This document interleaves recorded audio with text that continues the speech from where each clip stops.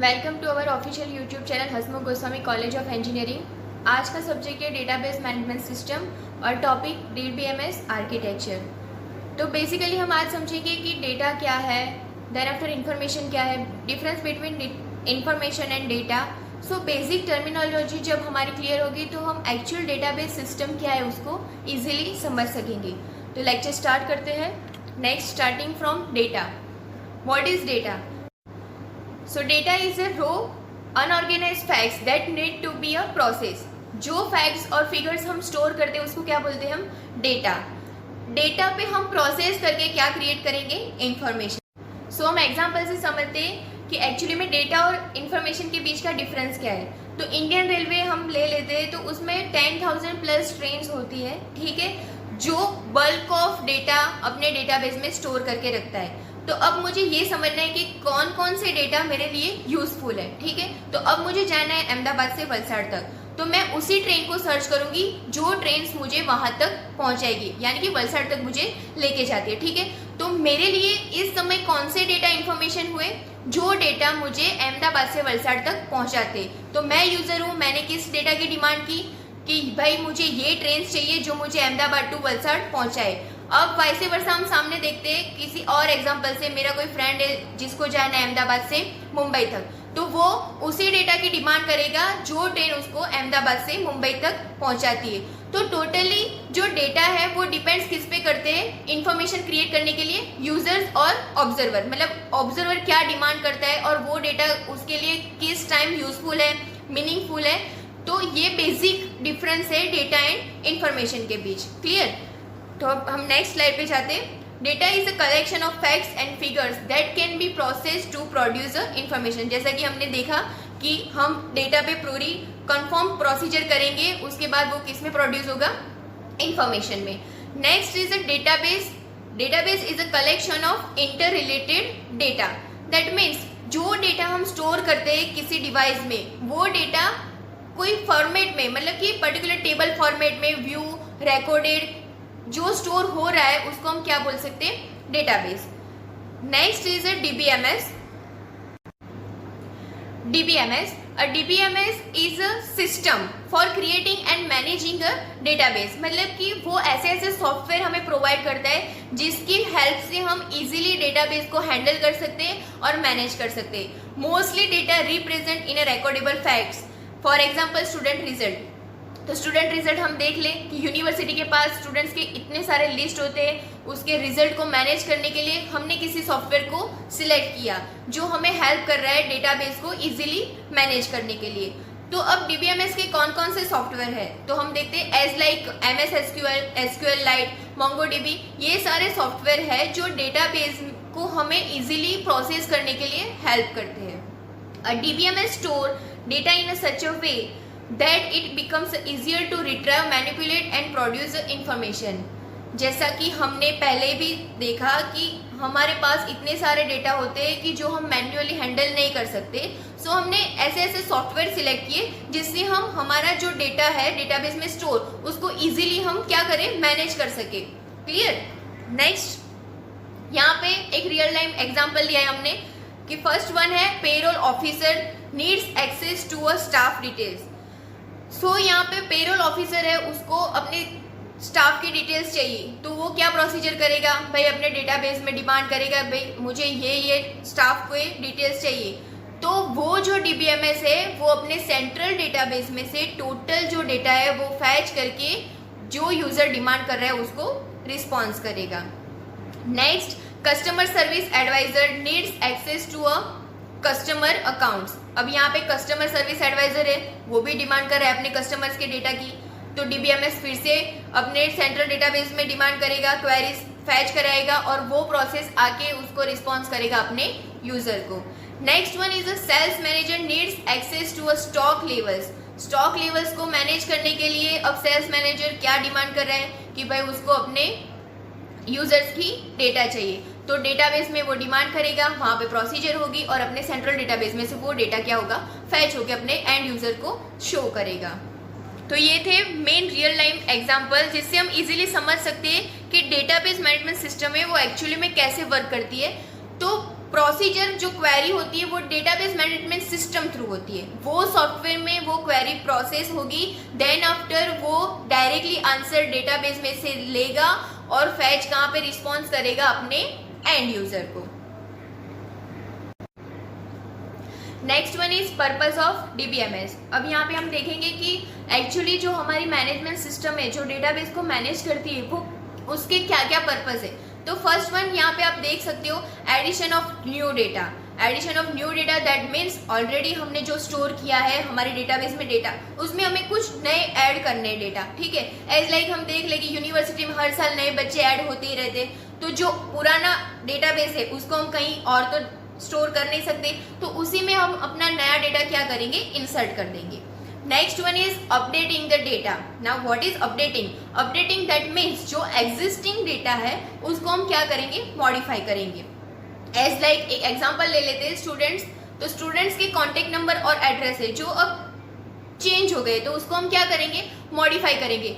मैं ऐसा option choose नहीं करूंगी जो ऑलरेडी स्टूडेंट के डेटा थे उसको डिलीट करके उसका नया डेटा मैं इंसर्ट करूंगी, बट जो ऑलरेडी डेटा स्टोर था मेरे डेटाबेस के अंदर उसको मैं क्या कर दूंगी, modify by using a updating query. Next one is deleting the data. Now what is deleting the data?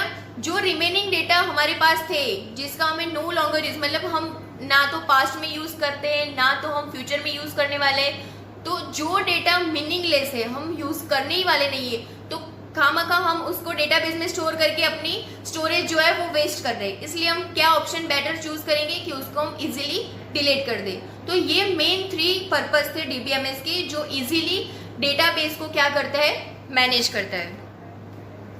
Next one is providing backup and recovery services. तो यहाँ पे आप देख सकते हो डेटाबेस में से मैंने कुछ बैकअप लिया अपनी एक्सटर्नल डिस्क में और वो डिस्क मैंने कहीं पे स्टोर कर दी, क्योंकि अभी मुझे ये डेटाबेस में से जो भी डेटा था वो अभी मुझे फिलहाल नहीं चाहिए, तो मेरी जो स्टोरेज हो वो फ्री हो, इसलिए मैंने उसको एक एक्सटर्नल डिवाइस में स्टोर कर लिया। अब जब मुझे फ्यूचर में वो डेटा यूज करना है तब मैं वो डिस्क इंसर्ट करूंगी और वापस से उसको रिस्टोर कर लूंगी, ठीक है। So provides a facility to backup and restore the database in case of failure. Now next one is application of DBMS. DBMS is a computerized record keeping system where data need to be stored. मतलब computerized record system है ये, एक जो data को क्या करता है, store करता है। जैसे कि हम देख सकते हैं e commerce sites like Flipkart and Amazon, then after second one is online television streaming, Hotstar and Netflix. आप सब यूज करते ही होंगे हॉटस्टार एंड नेटफ्लिक्स को, जिसमें बल्क ऑफ सीरीजेस होती है, मूवीज होती है, तो वो एक ह्यूज अमाउंट ऑफ डेटा हो जाता है जिसको हम इजीली मैनेज नहीं कर सकते। तो बाय यूजिंग डीबीएमएस वो इजीली मैनेज करना एक हमारे लिए वे हो गया था, इसलिए हमने उसमें क्या ऐड कर दिया, database management system. Next one is social media like WhatsApp, Instagram and Twitter. Then at last banking system, sales, airlines and education sector. Next, main topic of our today session, architecture of DBMS. There are 3 types of architecture, 1-tier architecture, 2-tier architecture and 3-tier architecture. तो briefly हम देखेंगे कि 1-tier architecture क्या है, वो कैसे process करता है, 2-tier architecture में क्या क्या मेन बेनिफिट्स है, 3-tier architecture एक्चुअली में क्या है। सो स्टार्ट करते हैं हम 1-tier आर्किटेक्चर से। 1-tier architecture, the DBMS is the only entity where the user directly sits on the DBMS। That means local system पे यूजर बैठा है, वो कुछ डेटा की डिमांड कर रहा है, तो उसके लोकल सिस्टम के डेटाबेस में से वो क्वेरी फैच होके उसको डायरेक्टली डेटा क्या करता है, रिस्पॉन्स करके उसको व्यू कराएगा and uses it. Any changes done here will directly be done by DBMS itself. इस लाइन में यही हम समझाना चाहते हैं कि भाई आपने कुछ डेटा डिमांड की, ठीक है, तो क्लाइंट और सर्वर दोनों आपके ही पीसी पे है, ठीक है, तो आपके ही पीसी में से कोई डेटा फैच होगा और आपको रिस्पॉन्स करेगा। मतलब एक लोकल एप्लीकेशन जो है वो खुद डेटाबेस उस पर वर्क करेगा और आपको रिस्पॉन्स करेगा। It does not provide handy tool for end user. Database designer and programmer normally prefer to use a single tier architecture. तो लोकली सिस्टम जब हम यूज करते हैं तब 1-tier आर्किटेक्चर का यूज होता है। अब next one 2-tier architecture of DBMS। तो आप फिगर में देख सकते हैं डेटाबेस यानी कि डीबीएमएस और यूजर के बीच में एक एप्लीकेशन लेयर बना है, ठीक है। तो ये एप्लीकेशन लेयर कहाँ पे होगा, तो वो क्लाइंट साइड ही होगा, और जो सर्वर साइड पे क्या होगा, डीबीएमएस यानी कि डेटाबेस जो है वो सर्वर साइड पे है और एप्लीकेशन लेयर क्लाइंट साइड पे। अब क्लाइंट कुछ डिमांड कर रहा है तो एप्लीकेशन लेयर थ्रू डेटाबेस में डिमांड करेगा यानी कि सर्वर साइड पे डिमांड करेगा और डीबीएमएस खुद ही वो क्वेरी प्रोसेस करेगा और यूजर को रिस्पॉन्स करेगा। तो यहाँ पे प्रोसेस जो है वो क्विकली हो रही है, फास्टली हो रही है। तो ये कम्युनिकेशन जो डेटाबेस और क्लाइंट के बीच हो रही है वो इजी एंड फास्टर है। बट डीबीएमएस पे बहुत ज़्यादा बर्डन पड़ रहा है। तो जब हम वेब एप्लीकेशंस यूज़ करेंगे तो 2 टायर आर्किटेक्चर वहाँ पे फेलियर है।